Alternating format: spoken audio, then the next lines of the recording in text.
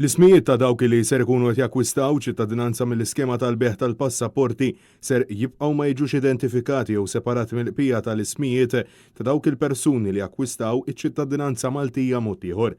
Sostna dan is-Segretarju Parlamentari Alex Muscat f'laqgħa bil-magħluq mal-ġurnalisti meta mistoqsi jekk hux ser ikun hemm aktar trasparenza fil-programm ta' ċittadinanza b'investiment fejn saħaq illi dan mhux se jsir sabiex ma jkunx hemm diskriminazzjoni. Segretarju Parlamentari preżenta l-programm tal-Malta Permanent Residence għal-2021, programm illi jagħti l-faċilità ta' residenza lil dawk il-persuni li ġejjin minn pajjiżi mhux stati membri fl-Unjoni Ewropea.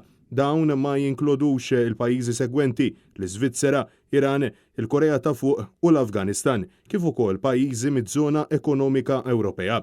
Ġie spjegat li sabiex wieħed jibbenefika minn dan il-programm għandu fost oħrajn jikri post fin-nofsinhar ta' Malta jew għawdex għal prezz mhux inqas minn 10,000 euro jew 12,000 euro fil-qbija ta' Malta, jew jixtri proprjetà fin-nofsinhar ta' Malta jew għawdex għal prezz mhux inqas minn 300,000 euro jew 350,000 euro fil-qbija ta' Malta.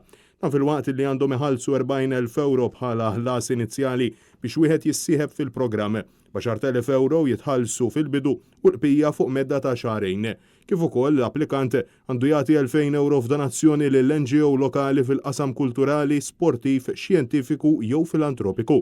Intant ġie spjegat li mill-Malta Residency Visa Program pajjiżna rċieva mal-2542 applikazzjoni illi minnhom 70% ġew aċċettati u 10% kienu rifjutati.